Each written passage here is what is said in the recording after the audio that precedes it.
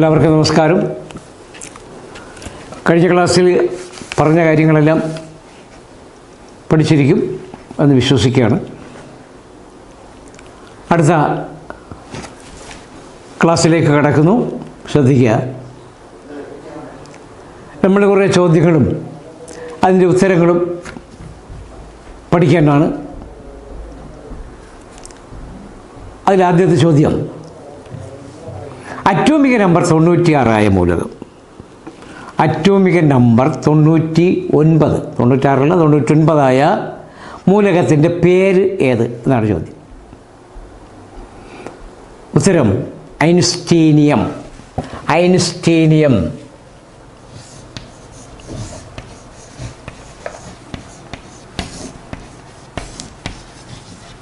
Albert ഐൻസ്റ്റീൻ്റെ പേരുമായി ബന്ധപ്പെടുത്തിയാണ് ആ മൂലകത്തിന് പേര് കൊടുത്തിരിക്കുന്നത്. 99 മൂലകം, ആ ആവർത്തന പട്ടികയിൽ 99 മൂലകത്തിൻ്റെ പേരാണ് ഐൻസ്റ്റീനിയം. ഇനി പൊട്ടാസ്യത്തിൻ്റെ ക്ലോറൈഡ് രൂപത്തിലുള്ള അയിര്. പൊട്ടാസ്യത്തിൻ്റെ ക്ലോറൈഡ് രൂപത്തിലുള്ള അയിരിൻ്റെ പേര് എന്ത്? പൊട്ടാസ്യത്തിൻ്റെ ക്ലോറൈഡ് രൂപത്തിലുള്ള അയിരിൻ്റെ പേര് സിൽവിൻ എന്നാണ്. സിൽവിൻ. സിൽവിൻ. സിൽവിൻ. അന്തരീക്ഷവായുവിലില്ലാത്ത ഒരു ഉത്കൃഷ്ടവാതകം, നോബൽ ഗ്യാസ് അല്ലെങ്കിൽ ഉത്കൃഷ്ടവാതകം, അന്തരീക്ഷവായുവിലില്ലാത്ത. മറ്റെല്ലാ ഉത്കൃഷ്ടവാതകങ്ങളും അന്തരീക്ഷവായുവിലുണ്ട്. അന്തരീക്ഷവായുവിലില്ലാത്ത ഒരു ഉത്കൃഷ്ട മൂലകമാണ് സെനോൺ. സെനോൺ. അന്തരീക്ഷവായുവിൽ അടങ്ങിയിട്ടില്ലാത്ത ഒരു ഉത്കൃഷ്ടവാതകമാണ് സെനോൺ. അലസവാതകങ്ങൾ, ഉത്കൃഷ്ടവാതകങ്ങൾ കണ്ടുപിടിച്ച ശാസ്ത്രജ്ഞൻ്റെ പേരെന്ത്?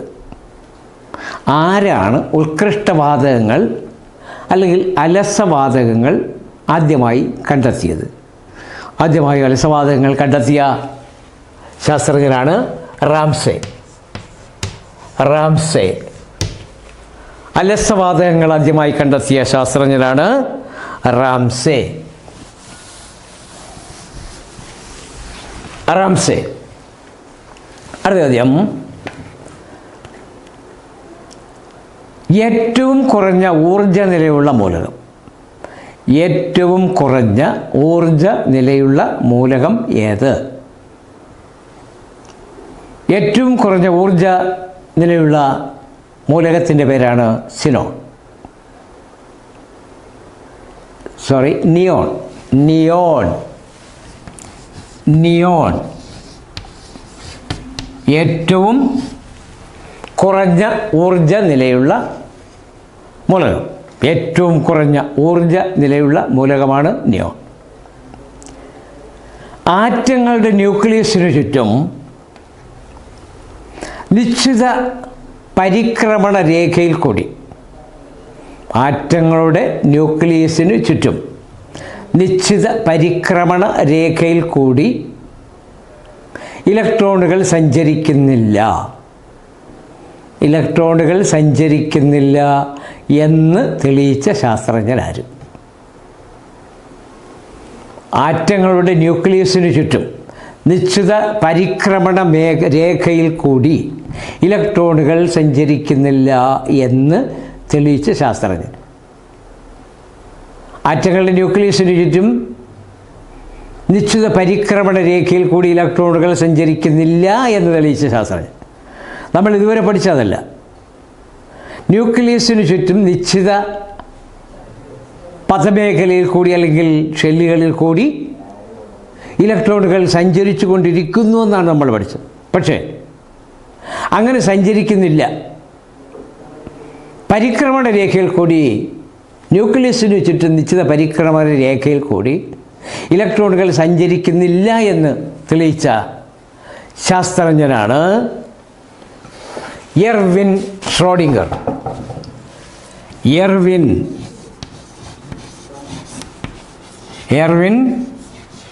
ഷ്രോഡിംഗർ,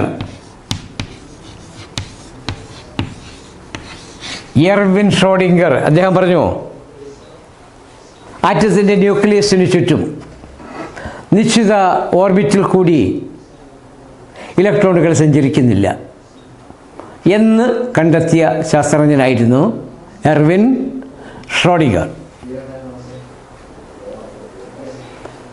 ആവർത്തന പട്ടികയുടെ പിതാവ് എന്നറിയപ്പെടുന്നത്, ആധുനിക ആവർത്തന പട്ടികയല്ല, ആവർത്തന പട്ടികയുടെ പിതാവ് എന്ന് അറിയപ്പെടുന്നത് ഡിമിട്രി മെൻഡലിയേഫ് ആണ്. റഷ്യക്കാരനായ ഡിമിട്രി മെൻഡലിയേഫ്. ആവർത്തന പട്ടികയുടെ പിതാവെന്ന് അറിയപ്പെടുന്നത് ഡിമിട്രി മെൻഡലിയേഫ് ആണ്. എന്നാൽ ആധുനിക ആവർത്തന പട്ടികയുടെ പിതാവ് ഹെൻറി മോഴ്സലിയാണ്. ഹെൻറി മോഴ്സലി ആധുനിക ആവർത്തന പട്ടികയുടെ പിതാവ്. ആധുനിക ആവർത്തന പട്ടികയുടെ പിതാവ് ഹെൻറി മോഴ്സലി. ഹെൻറി മോഴ്സലി.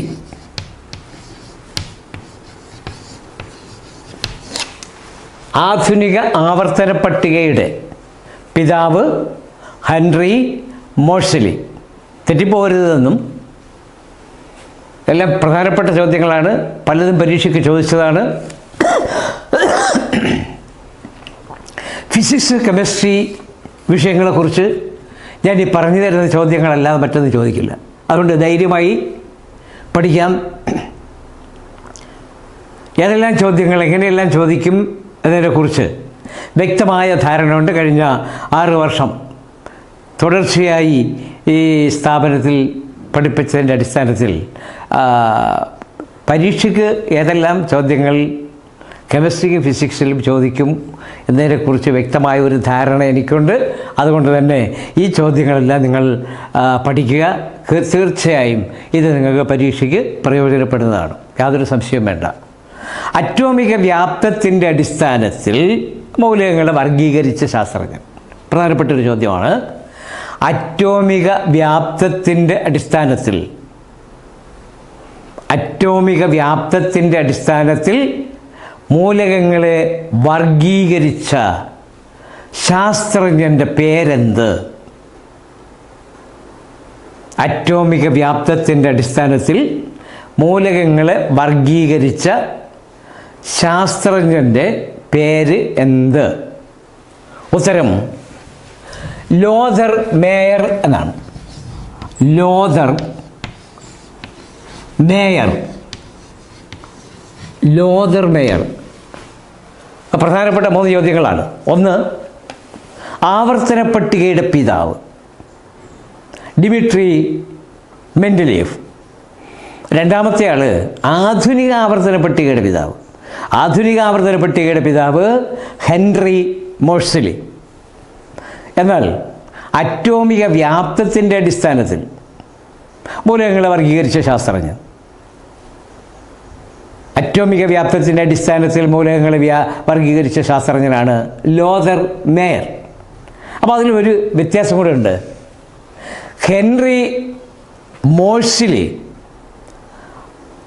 മൂലകങ്ങളെ വർഗീകരിച്ചത് അറ്റോമിക സംഖ്യയുടെ ആരോഹണക്രമത്തിലായിരുന്നു. എന്നാൽ മെൻഡലിയേവ് വർഗീകരിച്ചത് അറ്റോമിക ഭാരത്തിൻ്റെ ആരോഹണക്രമത്തിലായിരുന്നു. ആ ഒരു വ്യത്യാസമുണ്ട്. അറ്റോമിക ഭാരത്തിൻ്റെ ആരോഹണക്രമത്തിൽ മൂലകങ്ങളെ വർഗീകരിച്ച ശാസ്ത്രജ്ഞനാണ് മെൻഡലിയേവ്. എന്നാൽ അറ്റോമിക സംഖ്യയുടെ ആരോഹണക്രമത്തിൽ മൂലകങ്ങളെ വർഗീകരിച്ച ശാസ്ത്രജ്ഞനാണ് ഹെൻറി മോഴ്സലി. എന്നാൽ അറ്റോമിക വ്യാപ്തത്തിൻ്റെ അടിസ്ഥാനത്തിൽ, അറ്റോമിക വ്യാപ്തത്തിൻ്റെ അടിസ്ഥാനത്തിൽ മൂലകങ്ങളെ വർഗീകരിച്ച ശാസ്ത്രജ്ഞനാണ് ലോഥർ മേയർ.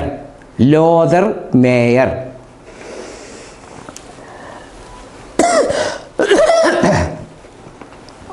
മൂലകങ്ങളുടെ ഭൗതികവും രാശികവുമായ ഗുണങ്ങൾക്കടിസ്ഥാനം അവയുടെ അറ്റോമിക ഭാരത്തിൻ്റെ ആവർത്തന ഫലങ്ങളാണ് എന്ന് അഭിപ്രായപ്പെട്ട ശാസ്ത്രജ്ഞനായിരുന്നു ഡിമിട്രി മെൻഡലേവ്. ഇതിന് അദ്ദേഹം വിളിച്ച പേര് ആവർത്തന നിയമം എന്നാണ്. അപ്പോൾ ആവർത്തന നിയമം, മൂലകങ്ങളുടെ ആവർത്തന നിയമം ആവിഷ്കരിച്ച ശാസ്ത്രജ്ഞൻ മെൻഡലേവാണ്. എന്താണ് മൂലകങ്ങളുടെ ആവർത്തന നിയമം? ഭൗതികവും രാസികവുമായ ഗുണങ്ങൾക്ക് അടിസ്ഥാനം അവയുടെ അറ്റോമിക ഭാരത്തിൻ്റെ ആവർത്തനങ്ങളാണ്. അറ്റോമിക ഭാരം ആവർത്തിക്കുന്നതിനനുസരിച്ച് അവയുടെ ഗുണങ്ങളിൽ വ്യത്യാസം വരും എന്ന് കണക്കാക്കിയിട്ട് അതിൻ്റെ അടിസ്ഥാനത്തിൽ മൂലകങ്ങളെ ക്രമീകരിച്ച ശാസ്ത്രജ്ഞനായിരുന്നു മെൻഡലേവ്. ഇനി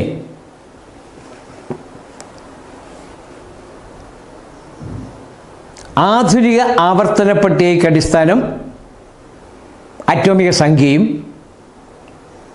മെൻഡലേവ് ആവർത്തന പട്ടികയ്ക്ക് അടിസ്ഥാനം അറ്റോമിക ഭാരവും ആയിരുന്നു. അത് പ്രത്യേകം ശ്രദ്ധിച്ചോണം. മെൻഡലേവ് ആവർത്തന പട്ടികയ്ക്ക് അടിസ്ഥാനം മൂലകങ്ങളുടെ അറ്റോമിക ഭാരം അല്ലെങ്കിൽ മാസ് നമ്പർ.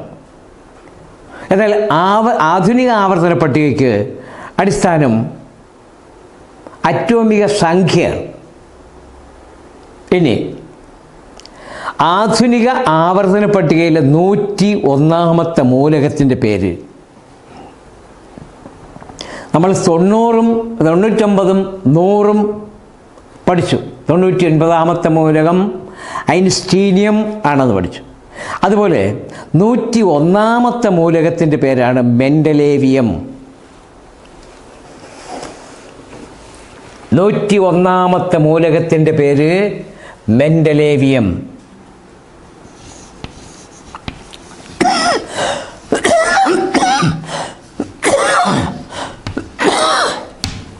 മെൻഡലേവിയം 101ാമത്തെ മൂലകത്തിൻ്റെ പേരാണ് മെൻഡലേവിയം.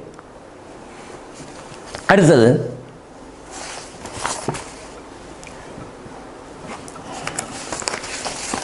അടുത്ത ചോദ്യം.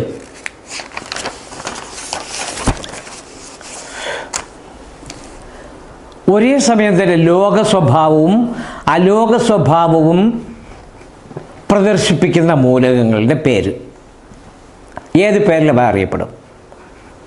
ഒരേ സമയം ലോക സ്വഭാവവും അലോക സ്വഭാവവും പ്രദർശിപ്പിക്കുന്ന മൂലകങ്ങളെ ഏത് പേരിൽ അറിയപ്പെടും?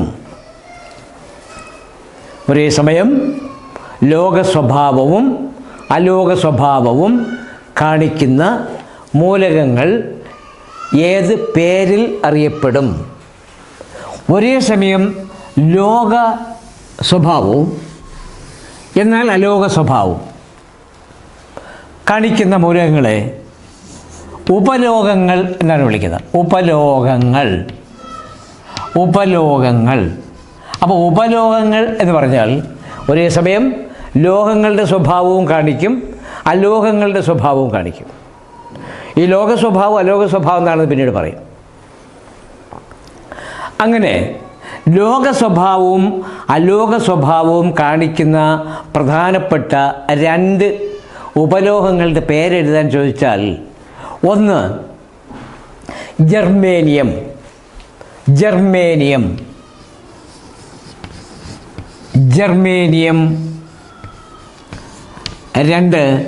സിലിക്കൺ.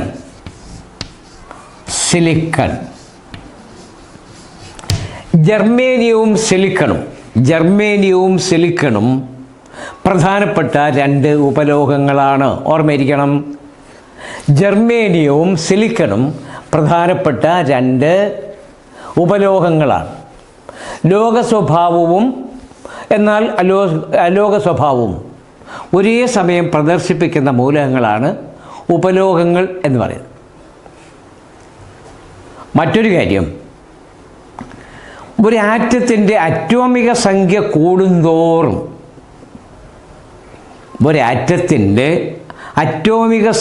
കൂടുന്തോറും അതിൻ്റെ അറ്റോമിക വലിപ്പത്തിന് എന്ത് സംഭവിക്കും? ഒരു ആറ്റത്തിൻ്റെ അറ്റോമിക സംഖ്യ കൂടുന്തോറും, അറ്റോമിക സംഖ്യയാണ് കൂടുന്നത്, അറ്റോമിക സംഖ്യ കൂടുന്തോറും അതിൻ്റെ അറ്റോമിക വലിപ്പം കുറയും. അപ്പോൾ അറ്റോമിക സംഖ്യ കൂടുന്നതിനനുസരിച്ച് ആറ്റങ്ങളുടെ അറ്റോമിക വലിപ്പം കുറയുകയാണ് ചെയ്യുന്നത്. അറ്റോമിക വലിപ്പം കുറയുമ്പോൾ യഥാർത്ഥത്തിൽ അറ്റോമിക സംഖ്യ കൂടും. അടുത്ത ചോദ്യം, ഒരു ആറ്റത്തിൽ നിന്ന് ഒരു ഇലക്ട്രോണിനെ പുറന്തള്ളാൻ, ഒരു ആറ്റത്തിൽ നിന്ന് ഒരു ഇലക്ട്രോണിനെ പുറന്തള്ളാൻ ആവശ്യമായ ഊർജത്തിൻ്റെ പേര് എന്ത്? ഒരു ആറ്റത്തിൽ നിന്ന് ഒരു ഇലക്ട്രോണിനെ പുറന്തള്ളാൻ ആവശ്യമായ ഊർജം.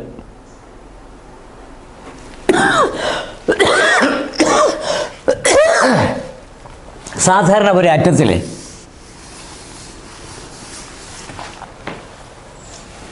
ആറ്റത്തിൻ്റെ ന്യൂക്ലിയസിനോട് അടുക്കുന്തോറും, ആറ്റത്തിൻ്റെ ന്യൂക്ലിയസിനോട് അടുക്കുന്തോറും ഇലക്ട്രോണുകളുടെ ആകർഷണ ബലം, ഊർജം കൂടുകയും ആകർഷണ ബലം കുറയുകയുമാണ് ചെയ്യുന്നത്.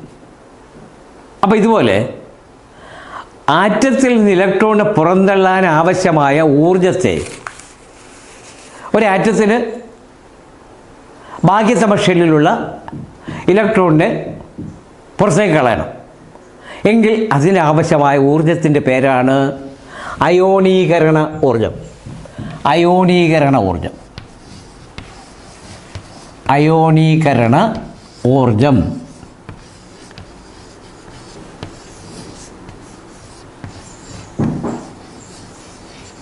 അയോണീകരണ ഊർജം. ഒരു ആറ്റത്തിൽ നിന്ന് ഒരു ഇലക്ട്രോണിനെ പുറന്തള്ളാൻ ആവശ്യമായ ഊർജമാണ് അയോണീകരണ ഊർജം. ഈ അയോണീകരണ ഊർജം അളക്കാൻ ഉപയോഗിക്കുന്ന യൂണിറ്റ്, അയോണീകരണ ഊർജം അളക്കാൻ, അതായത് ഒരു ആറ്റത്തിൽ നിന്ന് ഒരു ഇലക്ട്രോണിനെ പുറന്തള്ളാൻ ആവശ്യമായ ഊർജത്തെയാണ് അയോണീകരണ ഊർജം എന്ന് പറയുന്നതെങ്കിൽ ആ അയോണീകരണ ഊർജം അളക്കാൻ ഉപയോഗിക്കുന്ന യൂണിറ്റിൻ്റെ പേര് ഇലക്ട്രോൺ വോൾട്ട് എന്നാണ്. Electron volt. ഒരാറ്റത്തിൽ നിന്ന് ഇലക്ട്രോണിനെ പുറന്തള്ളാൻ ആവശ്യമായ ഊർജം അളക്കുന്നതിന് ഉപയോഗിക്കുന്ന unit electron. Electron volt. Electron volt. Electron volt എന്നാണ്. മറ്റൊരു ചോദ്യം, ഏറ്റവും കൂടിയ അറ്റോമിക നമ്പരും ഏറ്റവും കൂടിയ അറ്റോമിക നമ്പരും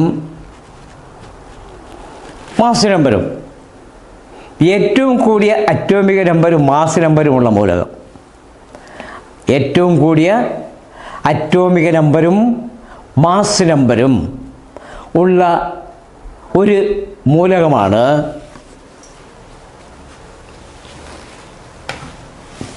ഏതാണെന്ന് ചോദിച്ചാൽ, ഏറ്റവും കൂടിയ അറ്റോമിക നമ്പരും മാസ് നമ്പരും ഉള്ള മൂലകം ഏതെന്ന് ചോദിച്ചാൽ യുറേനിയം. യുറേനിയം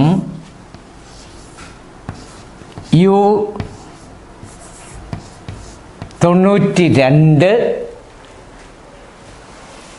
234. ഇതാണ് ഏറ്റവും കൂടിയ അറ്റോമിക നമ്പരും മാസ് നമ്പരുമുള്ള ഒരു മൂലകം. ഇവിടെ 92 എന്ന് പറയുന്നത് അതിൻ്റെ അറ്റോമിക നമ്പരും 234 എന്ന് പറയുന്നത് അതിൻ്റെ മാസ് നമ്പരും. യു എന്ന് പറയുന്നത് അതിൻ്റെ പ്രതീകം, സിമ്പൽ. അപ്പോൾ ഏറ്റവും കൂടിയ അറ്റോമിക നമ്പരും ഏറ്റവും കൂടിയ മാസ് നമ്പരുമുള്ള ഒരു മൂലകമാണ് യുറേനിയം. എന്നാൽ ഏറ്റവും കൂടുതൽ പ്രവർത്തനശേഷിയുള്ള ലോഹമൂലകം ലോഹമൂലകങ്ങളിൽ വച്ച് ഏറ്റവും കൂടുതൽ പ്രവർത്തന ശേഷിയുള്ള മൂലകം എന്ന് ചോദിച്ചാൽ അത് സീസിയമാണ്. സീസിയം ഏറ്റവും കൂടുതൽ ലോഹമൂലകങ്ങളിൽ വച്ച് ഏറ്റവും കൂടുതൽ പ്രവർത്തന ശേഷിയുള്ള, കെമിക്കൽ റിയാക്ടിവിറ്റി ഏറ്റവും കൂടുതലുള്ള മൂലകമാണ് സീസിയം ആണ് ഏറ്റവും കൂടുതൽ പ്രവർത്തന ശേഷിയുള്ള മൂലകം. ഇനി രണ്ടാമത്തെ കാര്യം, ആവർത്തന പട്ടികയിലെ രണ്ടാം ഗ്രൂപ്പ്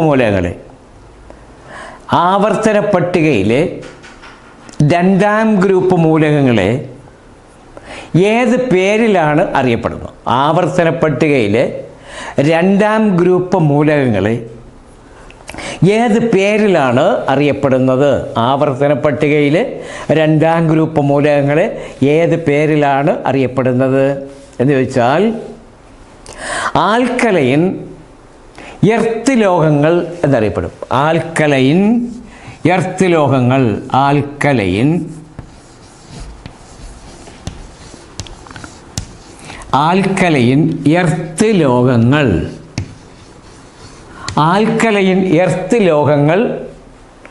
എന്ന് അറിയപ്പെടുന്ന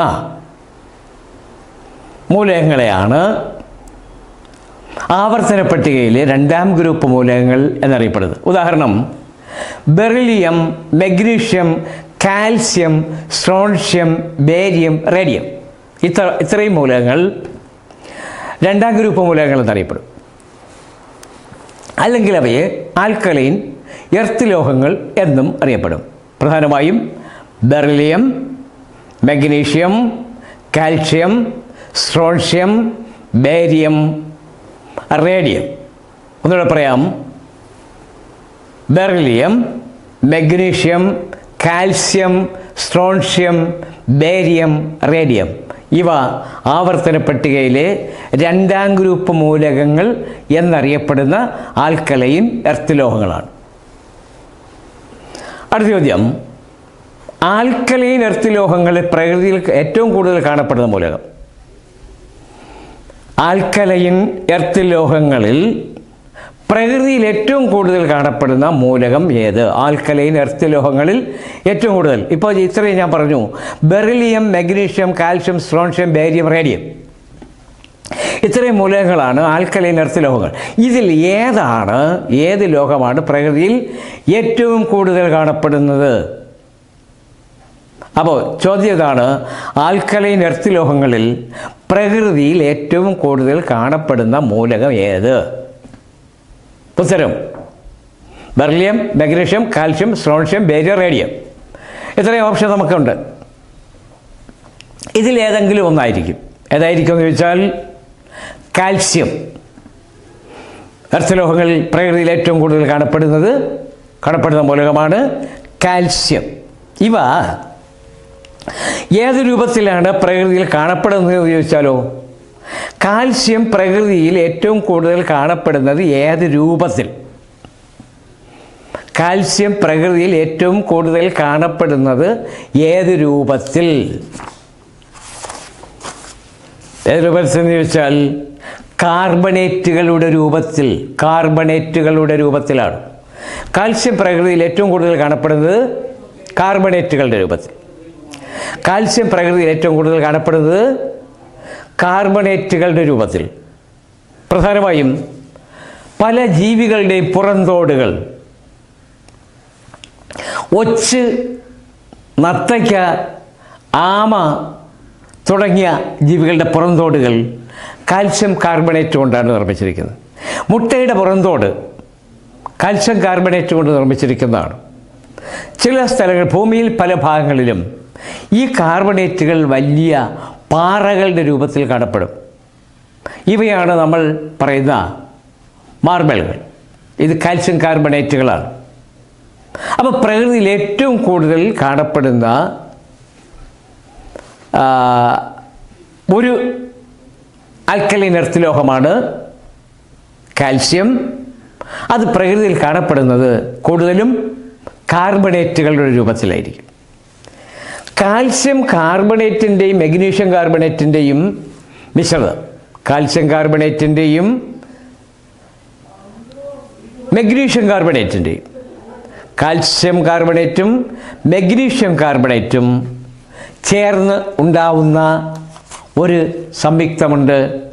ആ സംയുക്തത്തിൻ്റെ പേര് ഡോളമൈറ്റ് എന്നാണ്. ഡോളമൈറ്റ്.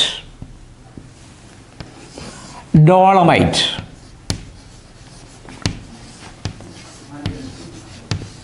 എന്താണ് ഡോളമൈറ്റ് എന്ന് ചോദിച്ചാൽ, കാൽസ്യം കാർബണേറ്റിൻ്റെയും മഗ്നീഷ്യം കാർബണേറ്റിൻ്റെയും സംയുക്തമാണ് ഡോളമൈറ്റ്. കാൽസ്യം കാർബണേറ്റിൻ്റെയും മഗ്നീഷ്യം കാർബണേറ്റിൻ്റെയും ഒരു സംയുക്തമാണ് ഡോളമൈറ്റ്. ഈ കാൽസ്യത്തിന് പ്രധാനമായി ചില സംയുക്തങ്ങൾ, ഉദാഹരണം നേരത്തെ പറഞ്ഞു, ചുണ്ണാമ്പ് കല്ല്. ചുണ്ണാമ്പ് കല്ലെന്ന് പറയുന്നതാണ് കാൽസ്യം കാർബണേറ്റ്. ഈ കാൽസ്യം കാർബണേറ്റ് നമ്മൾ മറ്റൊരു പേരിൽ പറയപ്പെടുന്നതാണ് മാർബിൾ. അപ്പോൾ കാൽസ്യം കാർബണേറ്റിന് ചുണ്ണാമ്പ് കല്ല്, മാർബിൾ എന്നീ പേരുകളുമുണ്ട്. കാൽസ്യം ഓക്സൈഡാണ് നീറ്റ് കക്ക. കക്ക ചൂടാക്കി അതിൽ നിന്ന് ചിപ്പി, കക്ക എന്നിവ ചൂടാക്കി അതിൽ നിന്നെടുക്കുന്നതാണ് നീറ്റ് കക്ക. നീറ്റ് കക്ക അല്ലെങ്കിൽ അതിൻ്റെ രാസനാമം കാൽസ്യം ഓക്സൈഡ്. Calcium oxide. നീറ്റ് കക്കയുടെ രാസനാമം കാൽസ്യം ഓക്സൈഡ്. നീറ്റ് കക്കയുടെ രാസനാമം കാൽസ്യം ഓക്സൈഡ്. ഓക്സൈഡ്. മാർബിളിൻ്റെ രാസനാമം കാൽസ്യം കാർബണേറ്റ്. മാർബിളിൻ്റെ രാസനാമം കാൽസ്യം കാർബണേറ്റ്.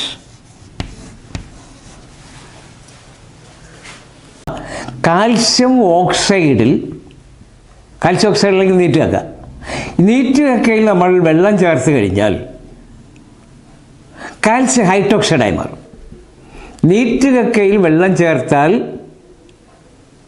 അത് കാൽസ്യം ഹൈഡ്രോക്സൈഡാണ്. ഈ കാൽസ്യം ഹൈഡ്രോക്സൈഡിൻ്റെ സാധാരണ പേരാണ് ചുണ്ണാമ്പ് അല്ലെങ്കിൽ കുമ്മായം. നീറ്റ് കക്കയിൽ വെള്ളം ചേർത്ത് കഴിഞ്ഞാൽ ഇത് കാൽസ്യം ഹൈഡ്രോക്സൈഡാവും. ഈ കാൽസ്യം ഹൈഡ്രോക്സൈഡ് നമ്മൾ സാധാരണ പറയുന്ന പേരാണ് ചുണ്ണാമ്പ്, കുമ്മായം എന്നിവ. അപ്പോൾ ഈ നീറ്റ് കക്കയിൽ വെള്ളം ചേർത്താൽ നമുക്ക് കുമ്മായം അല്ലെങ്കിൽ ചുണ്ണാമ്പ് ഉണ്ടാക്കാം.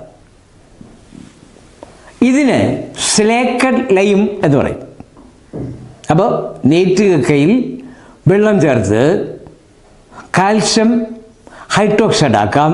ഈ കാൽസ്യം ഹൈഡ്രോക്സൈഡ് നമുക്ക് സ്ലേക്കഡ് ലൈം എന്ന് വിളിക്കാം. അപ്പോൾ ഈ സ്ലേക്കഡ് ലൈം ഉണ്ടാക്കുന്ന പ്രവർത്തനത്തെ സ്ലേക്കിംഗ് എന്ന് വിളിക്കാം. അപ്പോൾ സ്ലേക്കിംഗ്. എന്താണ് സ്ലേക്കിംഗ്?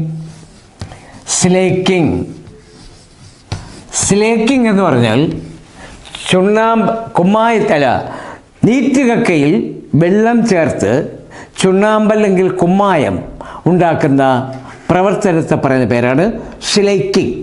സ്ലേക്കിംഗ് മുഖേന ഉണ്ടാക്കുന്ന പദാർത്ഥമാണ് സ്ലേക്കഡ് ലൈം അഥവാ കാൽസ്യം ഹൈഡ്രോക്സൈഡ്. അപ്പോൾ കാൽസ്യം ഹൈഡ്രോക്സൈഡാണ് സ്ലേക്കഡ് ലൈം അഥവാ ചുണ്ണാമ്പ്, കുമ്മായം എന്നീ പേരുകൾ.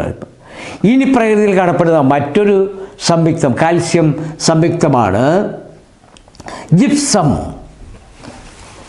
പ്രകൃതിയിൽ കാണപ്പെടുന്ന ഒരു കാൽസ്യം സംയുക്തമാണ് ജിപ്സം. ജിപ്സം, ഇതിനെ കാൽസ്യം സൾഫേറ്റ് എന്ന് വിളിക്കും. Calcium sulphate.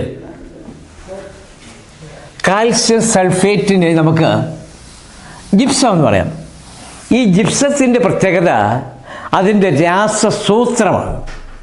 ജിപ്സത്തിൻ്റെ രാസസൂത്രം, ജിപ്സം എന്ന കാൽസ്യം സൾഫേറ്റിൻ്റെ രാസസൂത്രം CaSO4. ഇത് പ്രധാനപ്പെട്ട ഒരു ചോദ്യമാണ്.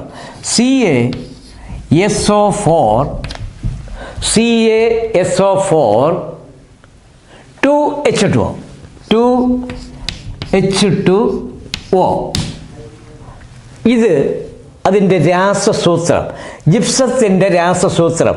പക്ഷേ ഇതെഴുതുമ്പോൾ ഒരു പ്രത്യേകത ഉണ്ടായിരിക്കും. എന്താണ് ആ പ്രത്യേകത എന്ന് ചോദിച്ചാൽ, C capital letter, A small letter, S capital, O capital, H capital, O capital. ഇനി സംഖ്യകൾ എഴുതുന്നതെല്ലാം അതിൻ്റെ ചുവട്ടിലായിരിക്കണം. നടുക്കെഴുതി കഴിഞ്ഞാൽ വേറെയാവും. കാൽസ്യം സൾഫേറ്റ് എന്നാണ് ഇത് വായിക്കുക, കാൽസ്യം സൾഫേറ്റ്. അപ്പോൾ കാൽസ്യം സൾഫേറ്റിൻ്റെ രാസസൂത്രം പരീക്ഷയ്ക്ക് ചോദിക്കുന്നതാണ്. കാൽസ്യം സൾഫേറ്റ് അല്ലെങ്കിൽ ജിപ്സത്തിൻ്റെ രാസസൂത്രം എന്ത്? അതുപോലെ കാൽസ്യത്തിൻ്റെ മറ്റൊരു സംയുക്തം കാൽസ്യം ഫോസ്ഫേറ്റ് ആണ്. CA3 കാൽസ്യം ഫോസ്ഫേറ്റ്, PO4 ഇത് കാൽസ്യം ഫോസ്ഫേറ്റ് എന്നറിയപ്പെടും, കാൽസ്യം ഫോസ്ഫേറ്റ്.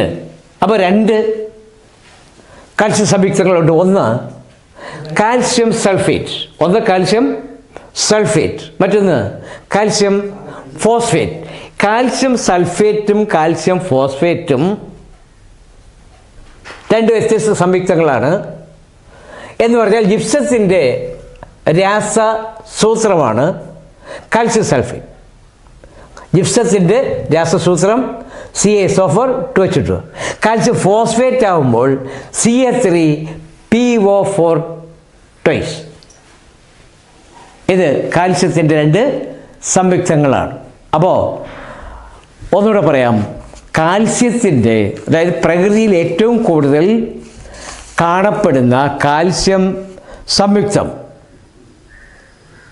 പ്രകൃതിയിൽ ഏറ്റവും കൂടുതൽ കാണപ്പെടുന്ന കാൽസ്യം സംയുക്തം കാൽസ്യം കാർബണേറ്റാണ്.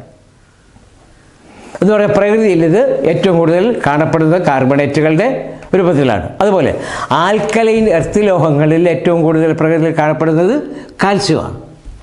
കാൽസ്യത്തിൻ്റെ പ്രധാനപ്പെട്ട രണ്ട് സംയുക്തങ്ങളാണ് കാൽസ്യം കാർബണേറ്റ്, കാൽസ്യം ഓക്സൈഡ്, മറ്റൊന്ന് കാൽസ്യം ഹൈഡ്രോക്സൈഡ്.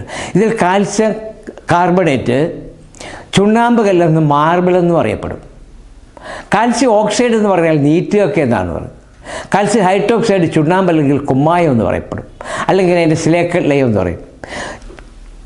കുമ്മായത്തിൽ വെള്ളം ചേർത്ത് സിലിക്കേറ്റ് ലയം അല്ലെങ്കിൽ കാൽസ്യം ഹൈഡ്രോക്സൈഡ് ആക്കുന്ന പ്രവർത്തനത്തെ പറയുന്ന പേരാണ് സിലേക്കിംഗ്. മറ്റൊരു കാൽസ്യം സംയുക്തം ജിപ്സമാണ്. ജിപ്സം അല്ലെങ്കിൽ കാൽസ്യം സൾഫേറ്റ്. കാൽസ്യം സൾഫേറ്റിൻ്റെ രാസസൂത്രം CaSO4 ഇനി മറ്റൊരു കാൽസ്യം സംയുക്തം കാൽസ്യം ഫോസ്ഫേറ്റ് ആണ്, Ca3PO4 മറ്റൊരു കാൽസ്യത്തിൻ്റെ വ്യാവസായിക ഉൽപ്പാദനത്തിൽ കാൽസ്യം ക്ലോറൈഡിനോടൊപ്പം ചേർക്കുന്ന പദാർത്ഥം, കാൽസ്യം ക്ലോറൈഡിനോട് ഒരു രാസവസ്തു ചേർത്താണ് കാൽസ്യം വ്യാവസായികമായി ഉൽപ്പാദിപ്പിക്കുന്നത്.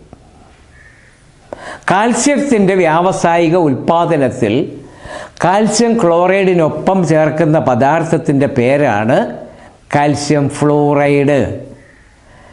കാൽസ്യം ഫ്ലൂറൈഡ് എന്തുകൊണ്ടാണ് ചേർക്കുന്നതെന്ന് ചോദിച്ചാൽ, കാൽസ്യം ക്ലോറൈഡിൻ്റെ ദ്രവണാങ്കം 780 ഡിഗ്രി സെൽഷ്യസ് ആണ്. 780 ഡിഗ്രി സെൽഷ്യസ്. കാൽസ്യം ക്ലോറൈഡിൻ്റെ വ്യാവസായിക ഉൽപ്പാദനത്തിൽ കാൽസ്യം ക്ലോറൈഡിനോടൊപ്പം ചേർക്കുന്ന പദാർത്ഥമാണ് കാൽസ്യം ഫ്ലൂറൈഡ്. എന്തുകൊണ്ട് ഈ കാൽസ്യം ഫ്ലൂറൈഡ് ചേർക്കുന്നതെന്ന് വെച്ചാൽ, കാൽസ്യം ക്ലോറൈഡിൻ്റെ ദ്രവണാങ്കം എത്ര? 780 ഡിഗ്രി സെൽഷ്യസ്. അപ്പോൾ കാൽസ്യം ക്ലോറൈഡിൻ്റെ ദ്രവണാങ്കം എന്താണ്? ദ്രവണാങ്കം എന്ന് പറഞ്ഞാൽ ഒരു ദ്രാവകം അല്ല, ഒരു ഖരവസ്തു ഉരുകി ദ്രാവകമാവുന്ന ഊഷ്മാവ്. ഒരു ഖരവസ്തു ഉരുകി ദ്രാവകാവസ്ഥ പ്രാപിക്കുന്ന ഊഷ്മാവിനെയാണ് അതിൻ്റെ ദ്രവണാങ്കം എന്ന് വിളിക്കുന്നത്, അല്ലെങ്കിൽ മെൽറ്റിംഗ് പോയിൻറ്റ്. ദ്രവണാങ്കം അല്ലെങ്കിൽ അത് നമുക്ക് മെൽറ്റിംഗ് പോയിൻറ്റ് എന്ന് വിളിക്കാം. അപ്പോൾ കാൽസ്യം ക്ലോറൈഡിൻ്റെ ദ്രവണാങ്കം എത്രയെന്ന് ചോദിച്ചാൽ 780 ഡിഗ്രി സെൽഷ്യസ്. ഈ 780 ഡിഗ്രി സെൽഷ്യസ് വരെ ചൂടാക്കുന്നത് ബുദ്ധിമുട്ടായതുകൊണ്ട് അതിനോടുകൂടി കാൽസ്യം ഫ്ലൂറൈഡ് ചേർക്കും. അപ്പോൾ കാൽസ്യം ക്ലോറൈഡിൻ്റെ വ്യാവസായിക ഉൽപ്പാദനത്തിൽ കാൽസ്യം ക്ലോറൈഡിനോടൊപ്പം ചേർക്കുന്ന പദാർത്ഥമാണ് കാൽസ്യം ഫ്ലൂറൈഡ്. Calcium fluoride. ഈ കാൽസ്യം ഫ്ലൂറൈഡ് ചേർക്കുമ്പോൾ ദ്രവണാങ്കം 780-ൽ നിന്ന് കുറയ്ക്കാൻ പറ്റും. 200 ഡിഗ്രി സെൽഷ്യസ് വരെ കുറയ്ക്കുന്നതിന് വേണ്ടിയാണ് കാൽസ്യം ഫ്ലൂറൈഡ് ചേർക്കുന്നത്. അപ്പോൾ അതൊരു പ്രധാനപ്പെട്ട കാര്യമാണ്. പ്രകൃതിയിൽ ഏറ്റവും കൂടുതൽ കാണപ്പെടുന്ന കാൽസ്യം സംയുക്തം, പ്രകൃതിയിൽ ഏറ്റവും കൂടുതൽ കാണപ്പെടുന്ന കാൽസ്യം സംയുക്തം കാൽസ്യം കാർബണേറ്റാണ്. കാൽസ്യം കാർബണേറ്റ്, അത് തെറ്റിപ്പോകരുത്. ഒരുപാട് സംയുക്തങ്ങളുണ്ട്. കാൽസ്യം ക്ലോറൈഡ് ഉണ്ട്, കാൽസ്യം ഫ്ലൂറൈഡ് ഉണ്ട്, പിന്നെ കാൽസ്യം ഫോസ്ഫേറ്റ് ഉണ്ട്, കാൽസ്യം സൾഫേറ്റ് ഉണ്ട്. പക്ഷേ ഏറ്റവും കൂടുതൽ പ്രകൃതിയിൽ കാണപ്പെടുന്നത് കാർബണേറ്റുകളുടെ രൂപത്തിലാണ്. കാൽസ്യം കാർബണേറ്റുകളുടെ രൂപത്തിലാണ്. അതാണ് ഞാൻ നേരത്തെ പറഞ്ഞത്. കാൽസ്യം കാർബണേറ്റുകളുടെ രൂപത്തിൽ കാണപ്പെടുന്ന ചുണ്ണാമ്പ് കല്ല്, മാർബിളിൻ്റെ പരസ്യമൊക്കെ കേട്ടിട്ടുണ്ടല്ലോ. അപ്പോൾ ഈ മാർബിൾ എന്ന് പറയുന്നത് കാൽസ്യം കാർബണേറ്റാണ്. ഉറപ്പുള്ള പാറകളാണിത്. ഇത് ചില പ്രദേശങ്ങളിൽ ആസാം മാർബിളൊക്കെ പാറകളായിരിക്കുന്നത് അത് ഇങ്ങനെ നമ്മൾ ഈ തടി അറക്കുന്ന പോലെ അറുത്ത് മാറ്റിയാണ് നമുക്ക് വീട് നിർമ്മാണത്തിനൊക്കെ ഉപയോഗിക്കുന്ന മാർബിളാക്കി മാറ്റുന്നത്. അപ്പോൾ യഥാർത്ഥത്തിൽ അത് കാൽസ്യം കാർബണേറ്റാണ്. അതുപോലെ മുട്ടയുടെ പുറന്തോടുകൾ കാൽസ്യം കാർബണേറ്റാണ്. ഇനി ചില ജീവികളുടെ പുറന്തോടുകൾ കാൽസ്യം കാർബണേറ്റാണ്. ചുരുക്കി പറഞ്ഞാൽ നമ്മൾ നേരത്തെ ഒരു ചോദ്യം പറഞ്ഞു, ഏറ്റവും കൂടുതൽ പ്രധാനപ്പെട്ട ചോദ്യമാണ്. ഏറ്റവും കൂടുതൽ സംയുക്തങ്ങൾ ഉണ്ടാക്കുന്ന ഒരു മൂലകമാണ് കാർബൺ. ഏറ്റവും കൂടുതൽ രാസസംയുക്തങ്ങൾ ഉണ്ടാക്കുന്ന ഒരു മൂലകമാണ് കാർബൺ. എന്നാൽ ഏറ്റവും കൂടുതൽ സംയുക്തങ്ങളിൽ അടങ്ങിയിരിക്കുന്ന മൂലകം എന്ന് ചോദിച്ചാൽ ഹൈഡ്രജൻ. തമ്മിൽ തെറ്റിപ്പോകരുത്. ഇത് രണ്ടും പ്രധാനപ്പെട്ട ചോദ്യമാണ്. പരീക്ഷയ്ക്ക് ചോദിച്ചത് ഇതാണ്. അപ്പോൾ അതുകൊണ്ടാണ് ഞാൻ പറഞ്ഞത്, ഈ പറയുന്ന കാര്യങ്ങൾ വ്യക്തമായിട്ട് മനസ്സിലാക്കുക, പിന്നീടൊരു കൺഫ്യൂഷൻ ഉണ്ടാകാതിരിക്കുക. ഏറ്റവും കൂടുതൽ സംയുക്തങ്ങൾ ഉണ്ടാക്കുന്ന ഒരു മൂലകം, ഏറ്റവും കൂടുതൽ സംയുക്തങ്ങൾ ഉണ്ടാക്കുന്നത് എന്ന് പറഞ്ഞാൽ 10,000-കണക്കിന് സംയുക്തങ്ങൾ ഈ കാർബൺ ഉണ്ടാക്കുന്നതാണ്. അപ്പോൾ ഏറ്റവും കൂടുതൽ സംയുക്തങ്ങൾ ഉണ്ടാക്കുന്ന മൂലകം കാർബൺ. പക്ഷേ ഏറ്റവും കൂടുതൽ സംയുക്തങ്ങളിൽ അടങ്ങിയിരിക്കുന്ന മൂലകം ഹൈഡ്രജൻ. അതാണ് അവ തമ്മിലുള്ള വ്യത്യാസം. അത് തെറ്റിപ്പോകാതെ ഓർമ്മയിൽ വച്ചേക്കണം. അപ്പോൾ പ്രകൃതിയിൽ ഏറ്റവും കൂടുതൽ കാണപ്പെടുന്ന കാൽസ്യ സംയുക്തങ്ങളാണ് കാർബണേറ്റ്.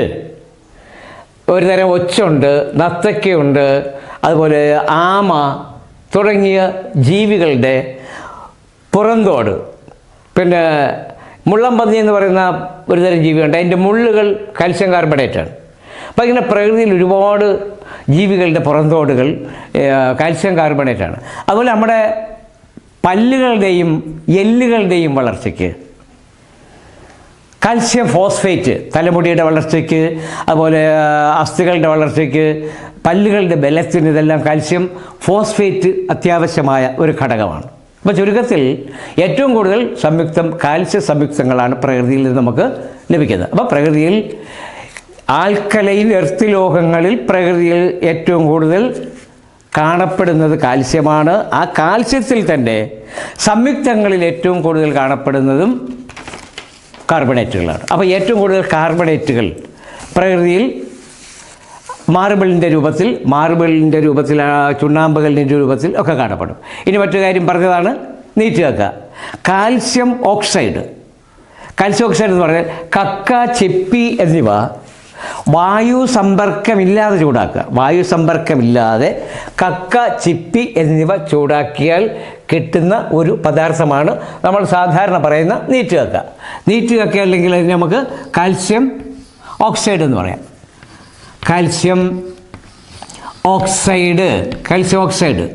ഈ കാൽസ്യം ഓക്സൈഡിൽ ജലം ചേർത്താൽ നമുക്ക് കാൽസ്യം ഹൈഡ്രോക്സൈഡ് കിട്ടും. Calcium hydroxide.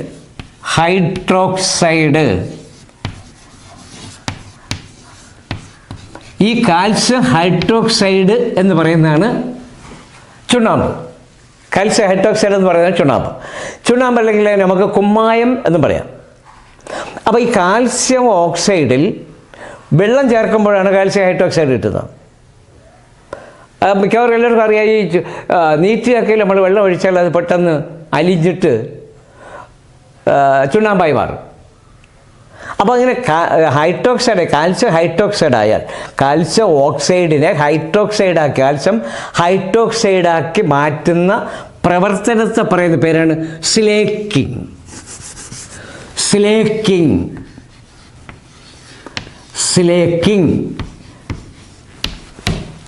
ഒരു പ്രധാനപ്പെട്ട കാര്യമാണ്. എന്താണ് സ്ലേക്കിംഗ് എന്നാൽ എന്ത്?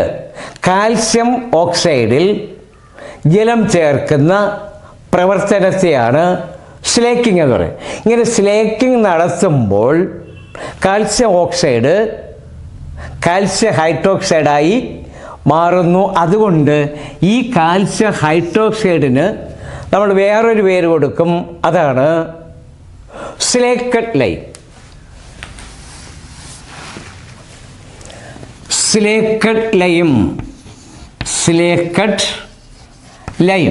ലൈം എന്ന് പറഞ്ഞ ചുണ്ണാമ്പ് സിലേക്കഡ് ലൈം എന്ന് പറയും. അപ്പോൾ കാൽസ്യം ഹൈഡ്രോക്സൈഡ് എന്ന് പറയുന്നത് സിലേക്കഡ് ലൈമാണ്. സിലേക്കഡ് ലൈം എന്ന് പറഞ്ഞാൽ അതാണ് ചുണ്ണാമ്പ് അല്ലെങ്കിൽ കുമ്മായം. അപ്പോൾ ഇതെല്ലാം പരസ്പരം ബന്ധപ്പെട്ടതാണ്. Calcium oxide, calcium hydroxide, slaked lime, slaking. ഒന്നുകൂടെ പറയാം. കാൽസ്യം ഓക്സൈഡ് നീട്ടി വെക്കുക. നീട്ടി വെക്കയിൽ ജലം ചേർക്കുന്ന പ്രവർത്തനത്തെ സ്ലേക്കിംഗ് മുഖേന കാൽസ്യം ഹൈഡ്രോക്സൈഡ് ആവും. കാൽസ്യം ഹൈഡ്രോക്സൈഡ് ആയിക്കഴിഞ്ഞാൽ അതിൻ്റെ മറ്റു രാസനാമമാണ് സിലേക്കഡ് ലൈം. എന്ന് നമ്മൾ സാധാരണ ആരും പറയാറില്ല, പക്ഷേ ചുണ്ണാമ്പെന്നും കുമ്മായമെന്നും പറയാറുണ്ട്. ചുണ്ണാമ്പ്, കുമ്മായം എന്ന് പറയുന്നതാണ് കാൽസ്യം ഹൈഡ്രോക്സൈഡ്. അത് തന്നെയാണ് സിലേക്കഡ് ലൈം. പക്ഷേ അതിൻ്റെ കെമിസ്ട്രി പേരാണ് സിലേക്കഡ് ലൈം. രാസനാമം ഹൈഡ്രോക്സൈഡ്. അത് എവിടെ നിന്നുണ്ടാക്കും? കാൽസ്യം ഓക്സൈഡിൽ നിന്നുണ്ടാകും. കാൽസ്യം ഓക്സൈഡിൽ നിന്ന് കാൽസ്യം ഹൈഡ്രോക്സൈഡ് ഉണ്ടാക്കുന്ന പ്രവർത്തനത്തിൻ്റെ പേരെന്ത് എന്ന് ചോദിച്ചാൽ സ്ലേക്കിംഗ്. ചെറിയ ഓർമ്മയിരിക്കാം. അടുത്ത ഒരു ചോദ്യം. മൂലകങ്ങളെ ലോഹങ്ങളും അലോഹങ്ങളുമായി വേർതിരിച്ച ശാസ്ത്രജ്ഞൻ. ലോഹങ്ങളെ അലോഹങ്ങളും ലോഹങ്ങളും ആയി വേർതിരിച്ചു. ലോഹ മൂലകങ്ങളുണ്ട്, അലോഹ മൂലകങ്ങളുണ്ട്. ലോഹമൂലകങ്ങളും അലോഹമൂലകങ്ങളും തമ്മിൽ വേർതിരിച്ച ശാസ്ത്രജ്ഞൻ ആര്? പ്രധാനപ്പെട്ട ഒരു ചോദ്യമുണ്ട്. ഈ ശാസ്ത്രജ്ഞനെക്കുറിച്ചും ഒരു പ്രത്യേകതയുണ്ട്. ഫ്രാൻസുകാരനായ ലാവോസിയറാണ് ഇത് ചെയ്തത്. ലോഹങ്ങളെയും അലോഹങ്ങളെയും തമ്മിൽ വേർതിരിച്ച ശാസ്ത്രജ്ഞനാണ് ലാവോസിയർ എന്ന് പറയുമ്പോൾ ചിലർ ലാവോസിയ എന്നേ പറയും, ചിലർ ലാവോസിയർ എന്ന് പറയും. എന്തായാലും ഫ്രഞ്ച് ശാസ്ത്രജ്ഞനാണ്. ഇദ്ദേഹത്തിൻ്റെ ഒരു പ്രത്യേകത, ഇയാളെ വെടിവെച്ച് കൊല്ലുകയാണ് ചെയ്തത്. രണ്ടാം ലോക മഹായുദ്ധത്തിന് ശേഷം ഫ്രഞ്ചുകാരൊരു തീരുമാനമെടുത്തു.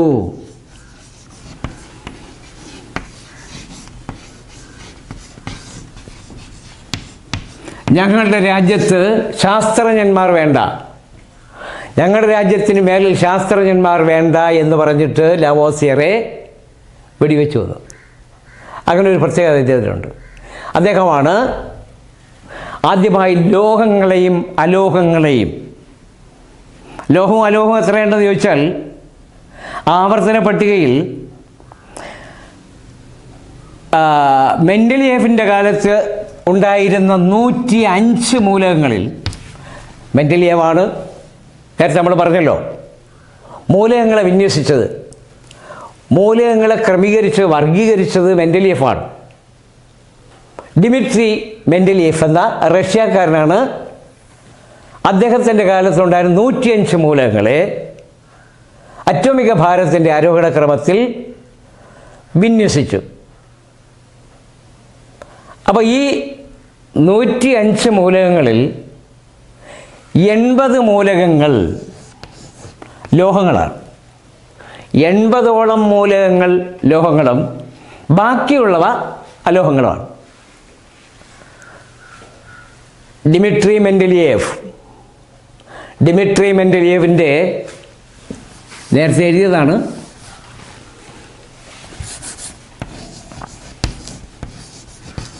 ഡിമിട്രി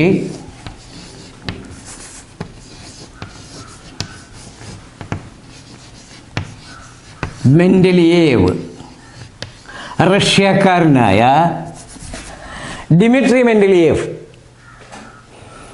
എന്ന ശാസ്ത്രജ്ഞൻ അദ്ദേഹത്തിൻ്റെ കാലത്തുണ്ടായിരുന്ന 105 മൂലകങ്ങളെ മൂലകങ്ങളുടെ അറ്റോമിക ഭാരത്തിൻ്റെ ആരോഹണക്രമത്തിൽ വിന്യസിച്ചപ്പോൾ 80 മൂലകങ്ങൾ ലോഹങ്ങളും ബാക്കിയുള്ളവ അലോഹങ്ങളുമായി തരംതിരിച്ചു. ഒന്നുകൂടി എളുപ്പത്തിന് പറയാം. ആവർത്തന പട്ടികയിൽ ഏറ്റവും ഇടതുവശത്തുള്ള മൂലകങ്ങളെല്ലാം ലോഹങ്ങളും വലതുവശത്തേക്ക് ഇടതുവശത്ത് നിന്ന് വലതുവശത്തേക്ക് പോകുന്തോറും ഈ ലോഹമൂലകങ്ങൾ അലോഹ സ്വഭാവമുള്ള മൂലകങ്ങളായി മാറുകയും ചെയ്യും. അപ്പോൾ ഇതിനിടയ്ക്കുള്ള മൂലകങ്ങളാണ് ഉപലോഹങ്ങളെന്ന് പറയുന്നത്. ഉപലോഹം.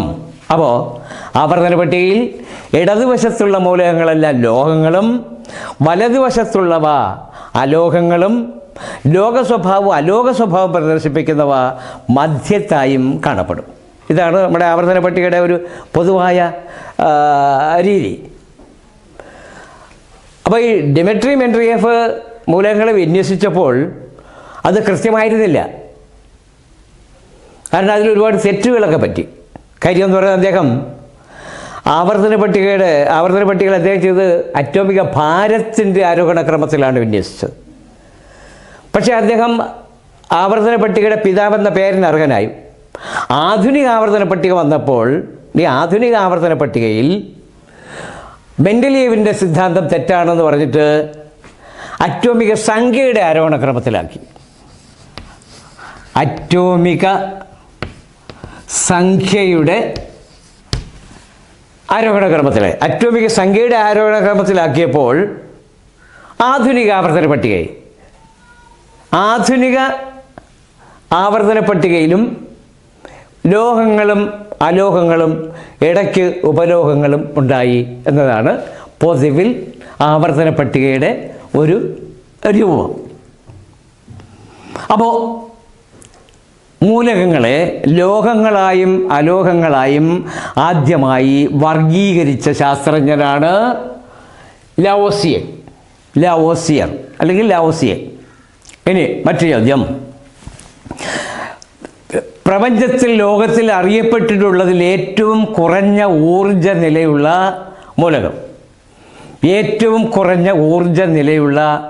മൂലകം, നേരത്തെ പറഞ്ഞു സീസിയമാണ്. ഏറ്റവും കൂടുതൽ ഏറ്റവും കുറഞ്ഞ ഊർജ നിലയുള്ള മൂലകമാണ് നിയോൺ. ഏറ്റവും കൂടുതൽ ലോകത്ത് കാണപ്പെട്ടിട്ടുള്ള എല്ലാ മൂലകങ്ങളിലും വച്ച് ഏറ്റവും കുറഞ്ഞ ഊർജ നിലയുള്ള മൂലകമാണ് നിയോൺ. ഈ നിയോൺ എന്ന് പറയുന്നത് ഏറ്റവും കുറഞ്ഞ ഊർജ നിലയുള്ള മൂലകം. ഈ നിയോൺ ആവർത്തന പട്ടികയുടെ ഏറ്റവും അവസാനത്തെ ഗ്രൂപ്പ്. ഈ അവസാനത്തെ ഗ്രൂപ്പ് എന്ന് പറയുന്നത് നമ്മൾ പൂജ്യം ഗ്രൂപ്പ് എന്നാണ് വിളിക്കുന്നത്. പൂജ്യം ഗ്രൂപ്പ്. ആവർത്തന പട്ടികയിലെ ഏറ്റവും അവസാനത്തെ ഗ്രൂപ്പാണ് പൂജ്യം ഗ്രൂപ്പ്. ഈ പൂജ്യം ഗ്രൂപ്പിൽപ്പെടുന്ന മൂലകങ്ങളിലുള്ളതാണ് നിയോൺ.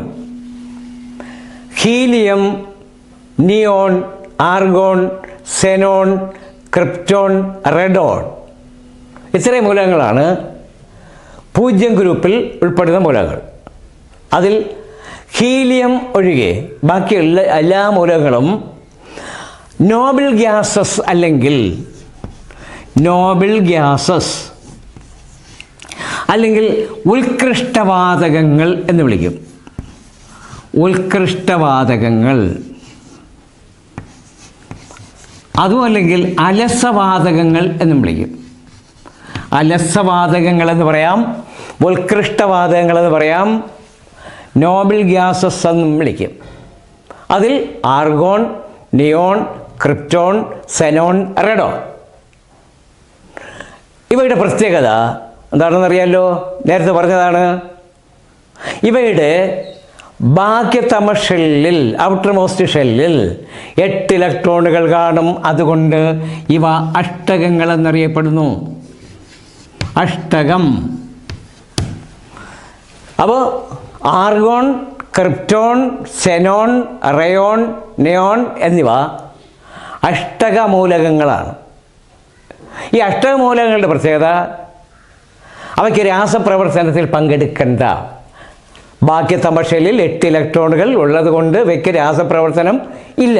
അതുകൊണ്ടാണ് ഇവയെ 0 ഗ്രൂപ്പ് എന്നും നോബിൾ ഗ്യാസ് എന്നും ഉത്കൃഷ്ടവാതകങ്ങളെന്നും ഒക്കെ വിശേഷണം ചേർത്ത് പറയുന്നത്. അപ്പോൾ അത് ഓർമ്മയിരിക്കണം. അപ്പോൾ ഈ 0 ഗ്രൂപ്പ് മൂലകങ്ങളിൽ പ്രകൃതിയിൽ വളരെ കുറച്ച് മാത്രം കാണുന്ന ഒരു മൂലകമാണ് നിയോൺ. ബാക്കിയുള്ളതെല്ലാം കൂടുതൽ കാണപ്പെടുമെങ്കിലും പ്രകൃതിയിൽ വളരെ കുറച്ച് കാണപ്പെടുന്ന ഒരു വാതകമാണ് നിയോൺ. അത് ഓർമ്മയിരിക്കണം. ഇനി മറ്റൊരു കാര്യം, അന്തരീക്ഷവായുവിൽ ആർഗൺ എന്ന് പറയുന്നത് നേരത്തെ പറഞ്ഞ അഷ്ടകമൂലകങ്ങളാണ്, 0 ഗ്രൂപ്പ് മൂലമാണ്. ആർഗൺ, നിയോൺ, സെനോൺ, റെഡോൺ ഇതൊക്കെ. ആർഗൺ പ്രകൃതിയിൽ എത്ര ശതമാനം ഉണ്ടായിരിക്കും എന്ന് ചോദിച്ചാൽ, പ്രകൃതിയിൽ ആർഗൺ വാതകത്തിൻ്റെ ശതമാനം, എത്ര ശതമാനം ആർഗൺ വാതകം പ്രകൃതിയിൽ കാണപ്പെടും? പ്രകൃതിയിൽ ആർഗൺ വാതകത്തിൻ്റെ ശതമാന കണക്ക്, എത്ര ശതമാനം പ്രകൃതിയിൽ ആർഗൺ വാതകം കാണപ്പെടുമെന്ന് ചോദിച്ചാൽ 0.9%.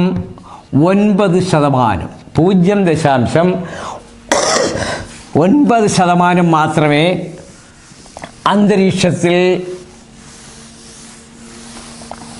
ഈ വാതകം കാണപ്പെടും. ആർഗൺ വാതകം 0.9% മാത്രമേ പ്രകൃതിയിൽ കാണപ്പെടൂ. അതാണ് അതിൻ്റെ പ്രത്യേകത. അപ്പോൾ ഇതെല്ലാം ആവർത്തന പട്ടികയുമായി ബന്ധപ്പെട്ടതാണ്. ആവർത്തന പട്ടികയുമായി ബന്ധപ്പെട്ട് വരുമ്പോൾ ഇതെല്ലാം നമ്മൾ പഠിച്ചിരിക്കണം. മറ്റു കാര്യം, ഇന്ത്യയിൽ ഏറ്റവും കൂടുതൽ, ഇന്ത്യയിലെന്നല്ല ലോകത്തിൽ ഏറ്റവും കൂടുതൽ ലഭ്യതയുള്ള ലോകം, ഏറ്റവും കൂടുതൽ ലോകത്തും ഇന്ത്യയുടെ പ്രത്യേകത, ഇരുമ്പ് ഏറ്റവും കൂടുതൽ ഉപയോഗിക്കുന്ന ഒരു രാജ്യമാണ് ഇന്ത്യ. അതുകൊണ്ട് ഏറ്റവും കൂടുതൽ ലഭ്യതയുള്ള ഒരു ലോകം, ഏറ്റവും കൂടുതൽ പ്രകൃതിയിൽ നിന്ന് കിട്ടുന്ന ഒരു ലോകം എന്ന് വെച്ചാൽ 2 തരത്തിലുണ്ട്. ഭൂമിയുടെ ഉപരിതലത്തിൽ നിന്ന് കിട്ടുന്നത് അലൂമിനിയമാണ്. എന്നാൽ ഭൂമിയുടെ ഉള്ളറകളിൽ നിന്ന് ഏറ്റവും കൂടുതൽ കിട്ടുന്നത് ഇരുമ്പാണ്. അപ്പോൾ ഏറ്റവും കൂടുതൽ ഇരുമ്പ് ആണ് ലഭ്യത, ഇന്ത്യയിൽ അല്ല ലോകത്തിൽ ഏറ്റവും കൂടുതൽ ലഭ്യതയുള്ള ഒരു ലോകം എന്ന് പറയുന്നത്, ഏറ്റവും കൂടുതൽ പ്രകൃതിയിൽ നിന്ന് കിട്ടുന്ന ലോകം എന്ന് പറയുന്നത് ഇരുമ്പാണ്. പിന്നെ അലുമിനിയം ഉപരിതലത്തിൽ മാത്രം നിന്ന് കിട്ടുന്നതാണ്. ഇനി മറ്റൊരു ചോദ്യം, ഈ കേരളത്തിൻ്റെ കടൽ തീരങ്ങളിൽ കാണപ്പെടുന്ന കരിമണലിൽ നിന്നും വേർതിരിച്ചെടുക്കുന്ന ഒരു മൂലകമുണ്ട്. കേരളത്തിൻ്റെ കടൽ തീരത്തെ കരിമണലിൽ നിന്നും വേർതിരിച്ചെടുക്കുന്ന അണുശക്തി പ്രാധാന്യമുള്ള ഒരു മൂലകം ഏത്? കേരളത്തിൻ്റെ കടൽ തീരങ്ങളിലെ കരിമണലിൽ നിന്നും വേർതിരിച്ചെടുക്കുന്ന അണുശക്തി പ്രാധാന്യമുള്ള ഒരു മൂലകം എന്ന് വെച്ചാൽ ഓർമ്മയിരിക്കണം, തോറിയമാണ് കരിമണലിൽ നിന്ന് നമുക്ക് സുലഭമായി കിട്ടുന്ന ഒരു അണുശക്തി പ്രാധാന്യമുള്ള മൂലകം. ഏറ്റവും കൂടുതൽ അണുശക്തി പ്രാധാന്യമുള്ള ഒരു മൂലകമാണ് കേരളത്തിൻ്റെ കടൽ തീരത്തെ കരിമണലിൽ നിന്ന് നമുക്ക് കിട്ടുന്ന ഒരു മൂലകം. അത് പ്രത്യേകിച്ച് ഓർമ്മയിരിക്കണം. ഇനി ആവർത്തന പട്ടികയിൽ ഏറ്റവും കൂടുതൽ നാശനത്തിന് വിധേയമാവുന്ന ഒരു ലോകം, ഒരുപാട് ഇരുമ്പുണ്ട്, അലുമിനിയം, സ്വർണം, വജ്രം, ചെമ്പ്, ഇതുപോലുള്ള ഒരുപാട് ലോകങ്ങളുണ്ട്. ഈ ലോകങ്ങളിൽ ഏറ്റവും കൂടുതൽ ലോകനാശനം സംഭവിക്കുക എന്ന് പറഞ്ഞാൽ ഈർപ്പത്തിൻ്റെ സാന്നിധ്യത്തിൽ അത് നീരാവി കൊണ്ടുള്ളതാവാം, മഞ്ഞ് കൊണ്ടുള്ളതാവാം, പച്ചവെള്ളവുമായുള്ള സമ്പർക്കമാവാം, രാസവസ്തുക്കളുമായുള്ള സമ്പർക്കമാവാം. വളരെ പെട്ടെന്ന് നാശനം സംഭവിച്ചു പോകുന്ന എന്ന് പറഞ്ഞാൽ നാശനം സംഭവിക്കാൻ നശിച്ചു പോകുന്ന ഒരേ ഒരു ലോകമാണ്, ഒരേ ഒരു ലോകം ഏതാണെന്ന് ചോദിച്ചാൽ അത് ഇരുമ്പാണ്. ഒരേ ഒരു ലോകം ഇരുമ്പ്. ഏറ്റവും കൂടുതൽ നാശനം സംഭവിക്കുന്ന ഒരേ ഒരു ലോകം ഇരുമ്പാണ്.